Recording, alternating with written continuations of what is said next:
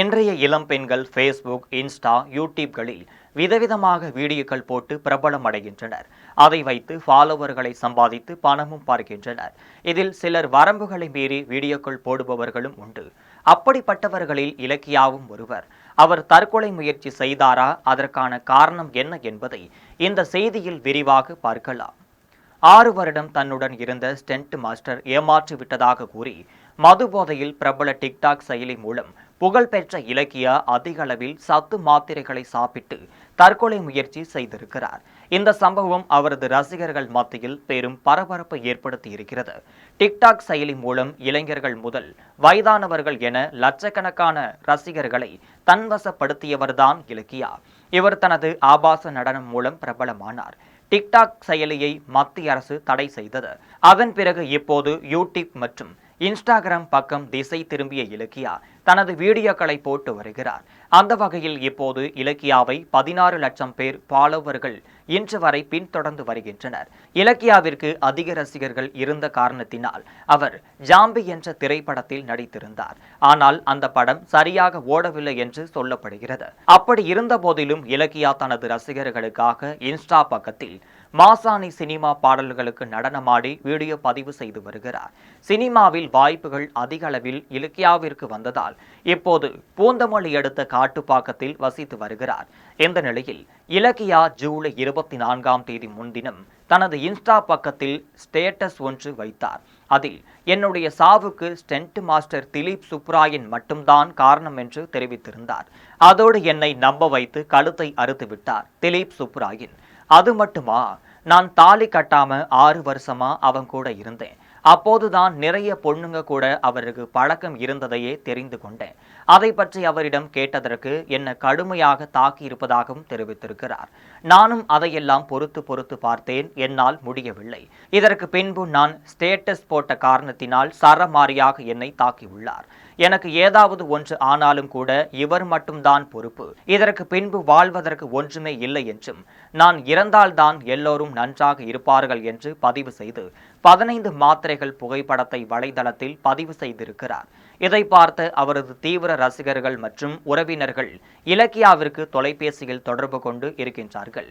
ஆனால் அவர் அழைப்பை ஏற்கவில்லை என்று சொல்லப்படுகிறது.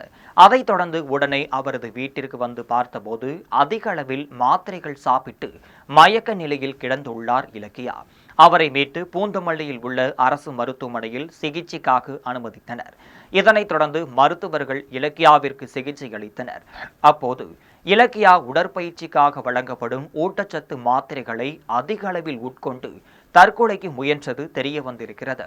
மேலும் அவர் அதிக அளவில் மது அருந்து இருந்ததால் உடனே மேல் சிகிச்சைக்காக கீழ்ப்பாக்கம் அரசு மருத்துவமனைக்கு மாற்ற அரசு மருத்துவர்கள் பரிந்துரை செய்திருக்கின்றனர். அப்போது உடன் வந்த அவரது நண்பர் போரூரில் உள்ள தனியார் மருத்துவமனையில் சிகிச்சைக்காக இலக்கியாவை அனுமதித்தார். அங்கு தீவிர சிகிச்சைக்கு பின்னர் உயிர் பிழைத்தார் இலக்கியா. பின்னர் மருத்துவ தகவலின்படி மாங்காடு போலீசார் சம்பவம் குறித்து விசாரணை மேற்கொண்டனர்.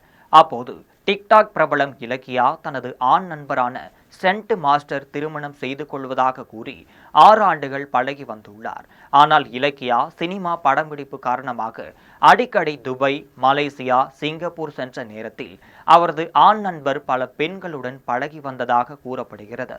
இது இலக்கியா கவனத்திற்கு தெரிய வரவே இது குறித்து அவரது ஆண் நண்பரான ஸ்டென்ட் மாஸ்டரிடம் கேட்டு தகராறில் ஈடுபட்டிருக்கிறார். இதனால் இருவருக்கும் இடையே கடும் மோதல் ஏற்பட்டிருக்கிறது. இதன் பின்புதான் இலக்கியா தற்கொலை முயற்சிக்கு சென்றதாக விசாரணையின் மூலம் தெரிய வந்ததாக போலீசார் தரப்பில் தெரிய வருகிறது. இதன் பின்பு போலீசார் இலக்கியா மற்றும் அவரது ஆண் நண்பரான ஸ்டென்ட் மாஸ்டரிடம் விசாரணை நடத்த முடிவு செய்திருக்கின்றனர்.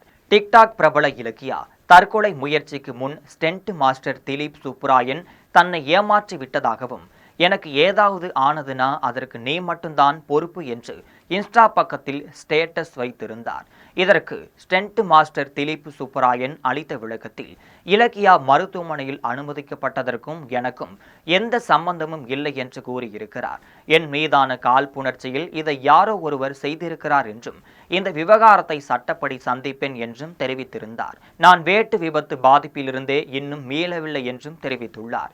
இதற்கிடையே இலக்கியா தனது இன்ஸ்டா பக்கத்தில் அவன் சொல்வது அனைத்தும் பொய்யான தகவல் என பதிவு செய்துள்ளார். டிக்டாக் பிரபலம் இலக்கியா அதிக அளவில் மாத்திரைகள் சாப்பிட்டு தற்கொலைக்கு முயன்ற சம்பவம் அவரது ரசிகர்கள் மத்தியில் பரபரப்பு ஏற்படுத்தியுள்ளது. எதுவுமே அளவுக்கு மிஞ்சினால் விஷம்தான். இது இன்றைய இளம் பெண்களுக்கு இது புரியாமல் இருந்து வருகிறது. இதனால் அவர்களின் வாழ்க்கை திசை தெரியாமல் போகிறது. அவர்களின் ஒருவர்தான் டிக்டாக் இலக்கியா.